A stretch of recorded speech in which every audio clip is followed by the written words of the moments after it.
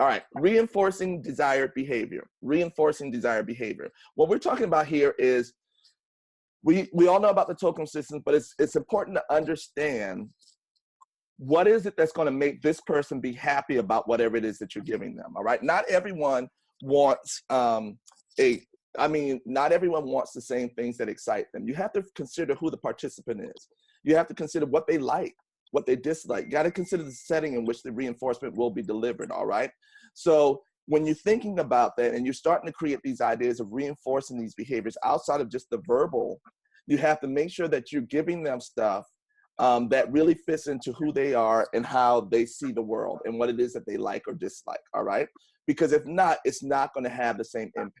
It's not going to have the same impact. And I can say that that's for staff members as well, all right? Some people don't want verbal reinforcement. They prefer maybe a little written note, all right? What is it that makes them feel good and that it best speaks to what it is that they need? What is their love language? I don't want to go into the whole love language. Love Language is a great book if you guys have never read it, but they talk about how each one of us has something that makes us feel loved, right? In my case, it's when my partner comes home and washes the dishes. That makes me feel loved, right? Because I know that then I'm not the one who has to do it, but it's something that for me, that really makes me, I'm happy, boy. I'm ready for the weekend if I come home and the dishes are clean, especially after I've been traveling.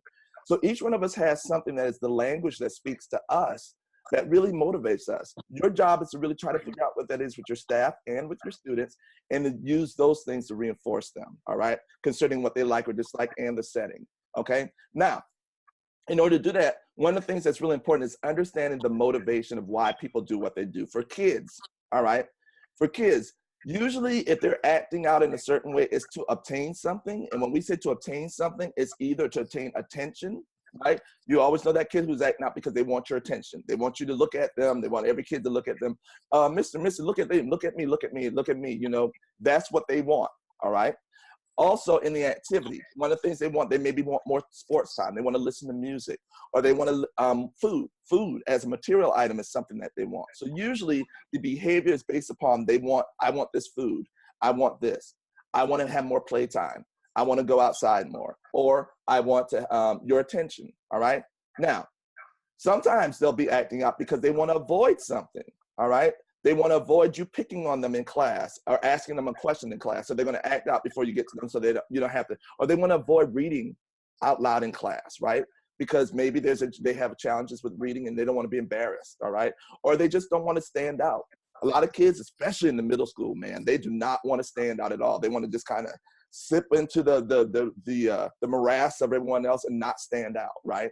And so, or maybe the activities, they want to avoid doing a certain thing, right? They don't want to do it, or they want to get out by, they don't want something, all right? So you have to understand that every time a student is doing a behavior, there's a reason why they're doing it, and it's your job to not feed into that, all right? To not feed into that and to reward undesirable behavior. Do you guys kind of understand what I'm saying?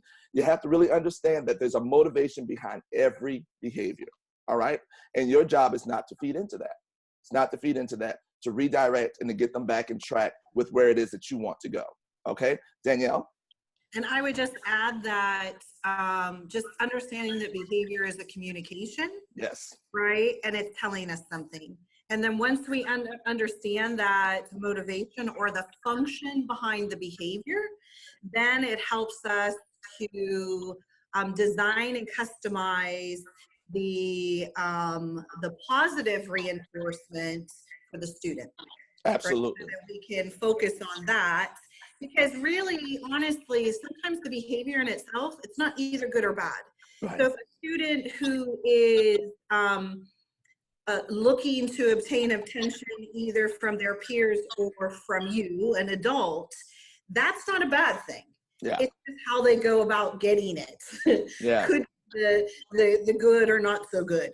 Absolutely. So just remember, they just look at, by being able to look at behavior objectively, yep, it helps us to then frame how to shift from negative to positive. That's right.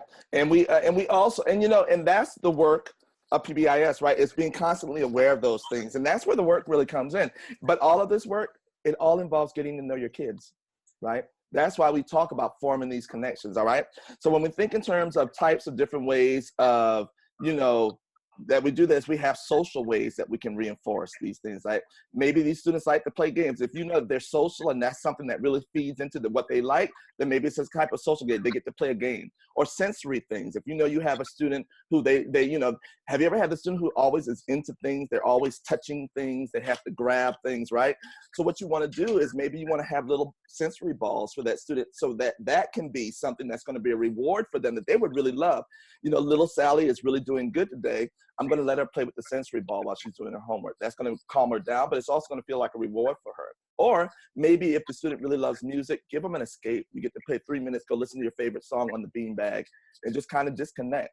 Figuring out what that is your job as an educator, right? It is your job to get to know what those things that trigger these things, and also to understand, as Danielle said, once you've identified that there are behaviors that are going on, why? What is the why? What is the story behind the story? And then how do we address that? Because ultimately you have to deal with that in order to really reach the kid, not the behavior, but what the story is that's leading to the behavior, all right? So